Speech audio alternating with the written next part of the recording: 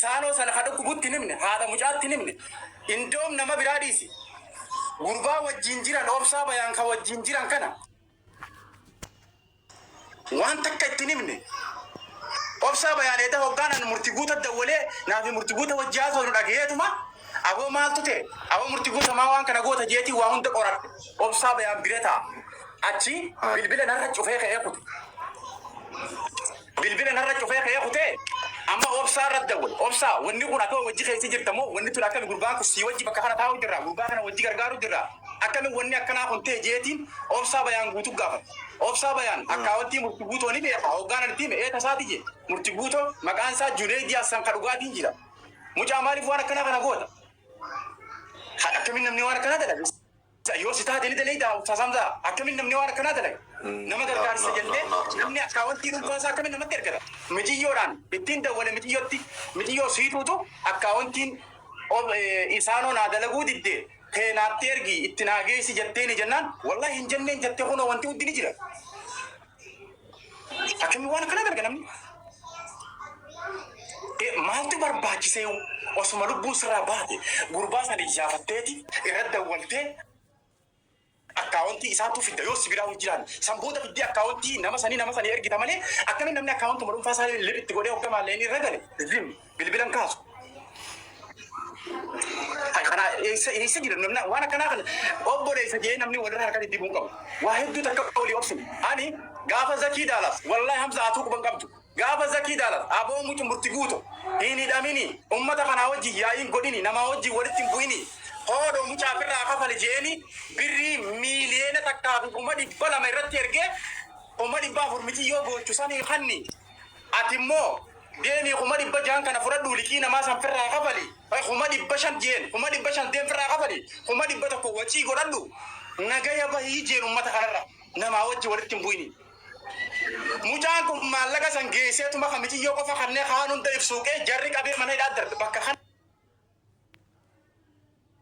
akkami namni waa gisee hunda deemee bocola dalaga waanuma qiyaamaati jira ammaan tana uno gurbaan sibira jira jarman abalu beeyta birrii 800 ji'a 8 amma eegan irraa fuudhee taa'u jiru murti guutoon jaartii teetiin jarmanitti erga jeen jarmanitti akkami jaartii namni Itoophiyaa irraa nama erga hunsaanii beeytaati awoo yoo dandeessine ergitaati amma birrii 700 si gaafachuu malan jeen 700 si gaafachuu malan jeen haya akkamitti ammaas garagalee jarri birrii 700 si gaafachuu malanii jeen awaati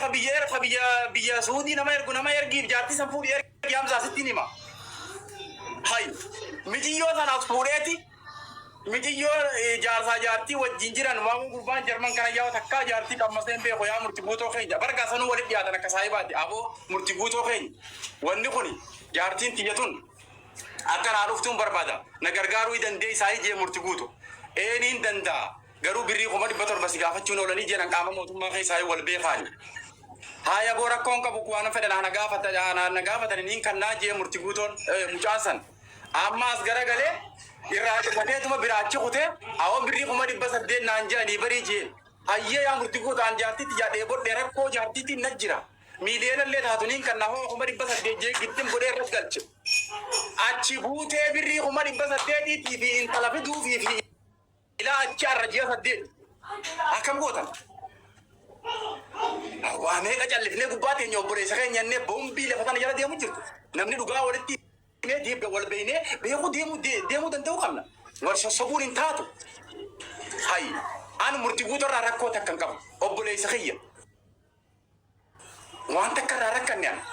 namni akkamitti dhufee waan akkanaa dalaga hawaasa irratti mucaa sirerra ciisu gargaarsaa jira nuti haa gargaaramu mucaa sirerra ciisaa jiru jennee halkanii guyyaa wajjin taa'aa jirra osoo nuti asiin tatteenyu inni gamanaan akkaawwantii isaa akkamiin libu godhata isa jirti wanni akkanaa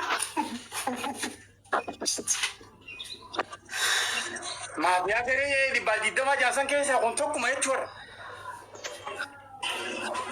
ani takkaa wallahi dachii tana gubbarra biidala hafu beektan an guyyaa tokko sobaan nama jarjareen beeku yaa waniin jarjaraa laan dhaabbatatti si qoraan jarjara irraa inuma haqaan sitti himaani takkaa sobaan nama jarjareen beeku Gizee waan hannaa arge waan hin taane arge mataa kanaan naa walaa sittiin bararuu barbaada. Mee murti guuto kallattu maanii irratti wale dura dhaqee yaa murti guuto yaa obboleessa kiyya akkamiin waan akkanaa kana goote yaa habiibii. Maaliif goote resiida akaawuntii teetti ergachuu boodeem yaa akhi namni lafa tana gubbaa jiru hundi ni beeka guyyaa dheeyinee ilma namaa gargaarsaaf viidiyootti qabnee waraabnu akaawuntiin teeni jirti jechaati waraabnu. Hoggaa eessa jira wanni kanaa? Hai. Ini bata air jimat. Lihat namni waan akkanaa dalage. Ya? Ini Omar gak? Mida ya mada mau bulok kawanan jolle gandatti yaai gora jiru. Ani dhugaan si qabe laal murti guuto dhugaa jirtuunis si qabe.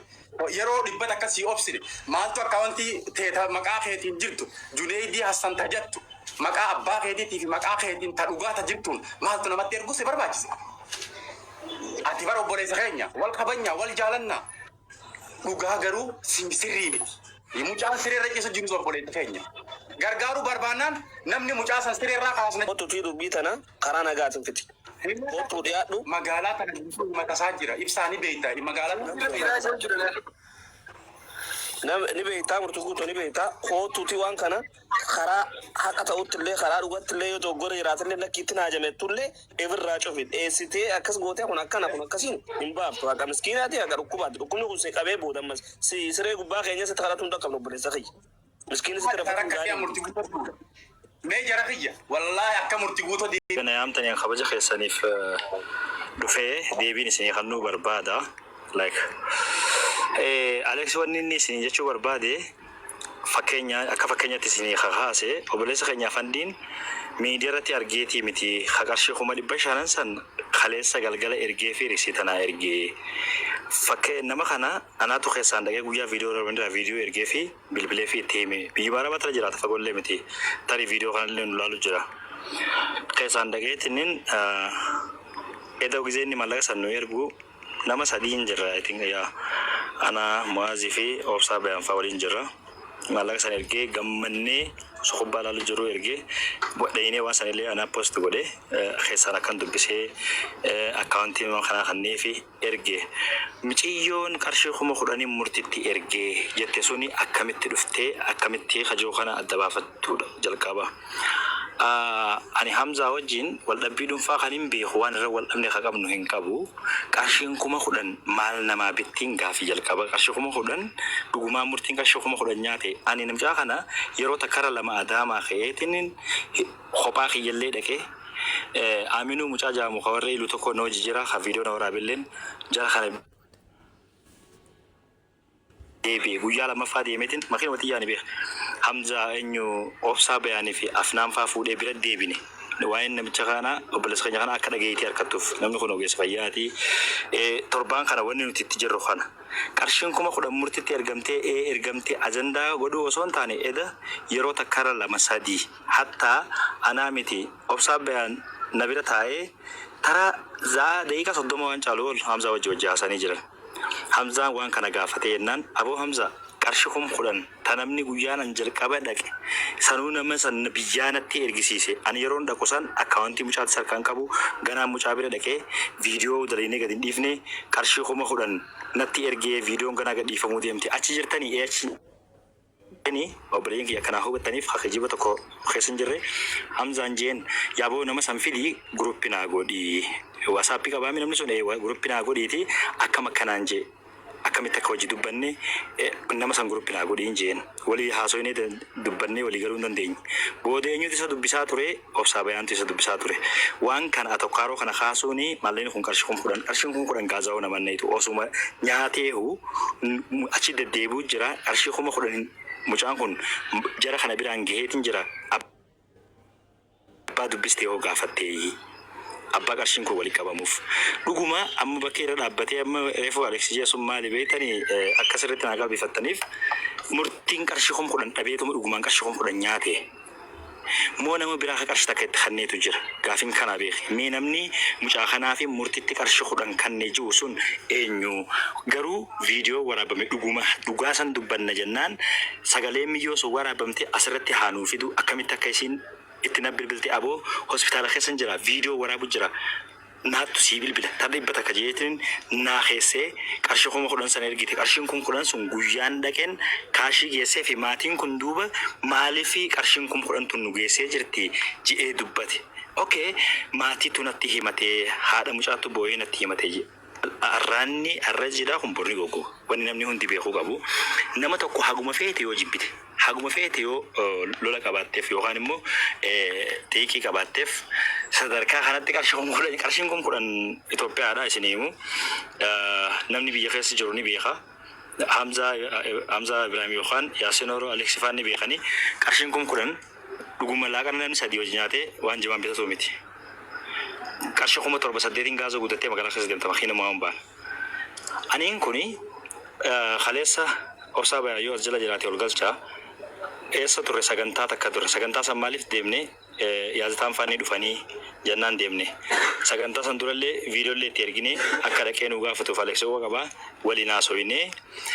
sagantaa san irratti illee arganne wanni dhaamsi guddaan itti dhaammataa ture maali Hamza Ibrahim kun gurra isaatu isaa kanne rabbiitu isa gaafataa ragaa ba'a. Adeero hadaraa qaamaa mucaa kana nu dhaqi nu gaafadhu qarshiin ammaaf walitti qabame haga jenne sanillee miti haguutamuu fi qabu mucaan kun qarshii miliyoona 5 ol barbaada bira nu dhaqi wanni akka dhaamsatti nuti itti dhaammannee biraa deemna. Duba murtiitu qarshii kun kudhan nyaate ja'anii ajandaa kana gabbaasanii atokkaaroo waa'ee gargaarsa kanarratti kaasuun kun sirrumaa'e osuma ta'e eega sagantaan kun dhume maaliif nan gaafatanii yoo an qarshii kun kudhan san nyaadhee jiraadhe boo nyaattee jirta dhuguma kana amma gabbaafnee ajandaa goona maaltu waan kana fidee hajoo dhagaafinki. Bakka kanarratti awwala gizee isaa fi obsaa bayaan bakka san dhaqan viidiyoo waraabanii akkaawwantii fudhatanii dhaqanii feesbuuka isaarra maxxanse mijiyyoolleen viidiyuma san agartee dhuftee mee akkaawwantii naa ergii jette akkaawwantii tana hin qabu ka inni jiru kana arra addunyaa buraakiraa san dura fudhateeti waliin maxxanse feesbuuka isaarra waliin maxxanse akkaawwantii mucaarraa fudhatee amma as garagalee akkaawwantii hin qabu je amma edda hoggaa maaliif murti guute waan akkanaa kana goote jennaan yoomiin godhe naan jee aboo kunoo wanta kana hunda guutu akkaawwantii tana ooni beeyta hin beeku teenyuuti hin beeku deemii maallaqa deeffadhaa jee ini je deemii maallaqa deeffadhaa jee ini naan jee hay amma ka'eetiin itti dhaqee maaliifi akkaawwantiin tun ta dogongoraati maallaqa keessan irraa deeffadhaa jennaan yaa Hamza Lucky ani murti guutooniin akkaawwantii naa ergi jennaan kallattiidhaan qab godheetu manatti ergeet ammaas fuutee maallaqa ergitee deebitee irratti dawwalte. Hamza Hamza kisa obsaa baana galchi sun iddoo haasoo gallamuusi obsaa baana galchi. Isaa fudhatanii naan je homantii jalaa fudhannee je'anii akkaawwantii tana ni beeytaa murtii guutuu jennaan hin beekuu je isaa fudhannee je'an homantii jalaayi. Maal taate jan maallaqa qarshii kuma 10 irra seene jan quba qabda lakkii quban qabu naan je lakkii quban qabu hoggaa inni je abooga dogongora deema maallaqa keessa irraa deeffadhannaan murti guutootu natti erge yaa Hamza dubbiin akkaati jettuumi isaan natti erge hono akkaataan inni itti natti erge guutuun akkana hono hin jeen amma gaa murti guutottiin deebi'e hoggaanan as deebu barreeffama naa kaayewu duru akkaawwantiin wanni ta'es ni jira maalleeninis ni jira as fuudhee hareefuun beeku naan je akkaawwantii tana maalleeni ganama jijjara bira ga'ee jira naan je akkam isa dubbiintii dhuunfaasaa namatti arguufi birriin birrii xiqqoodha xiqqoodha sagantaa gargaarsa gurbaarra jira namuu gargaarsarra jira anaa miti isinii hawaasni guutuun wajjiin mucaadhaaf du'aayii godhee mucaa gargaaraa jira maaltuutu akkaawwantuma dhab nama jala godhuu fide tamataa isaa akkaawwantiin gurbaanii jirti jiraachuu yoo baatteewu ijoollee itti dhiyaattu dawwalee halee qaamaan bira dhaqee biraa deeme dhugaarraa walii kaallaal safaaxaan hin jiru dhugaarratti akkaawwantii tana yaa obsaa bayaan dawwalee namuma beeku dawwalee kanaannoo sanitti dhiyaatu dawwalee aboo muca namaatu akkaawwantii gaafataa jira akkaawwantii natti erga akkamaan taane an dhugaa kanatti amanuu barbaada fedhu haa nyaatu fedhu isaanoon sanuu haga kana waan nooliitu haa fudhatu haa Hamza shejjaa birbiyya al arnarraa fagoo jira awa akaunti Hamza Sheikh Jabiritu barbada Hamza Sheikh Jabiri fi malaqa galchuu deema yoo namni naan jee Hamza Sheikh Jabir yoo dhabe nama Jarman jiru Nasraa Gursumit dawwaleetiin akaunti Hamza na barbaadi ja'a malee akaunti tije osoo abbaanu quban qabne maaltu namatti erguu na barbaachisu kana wanni an jibbe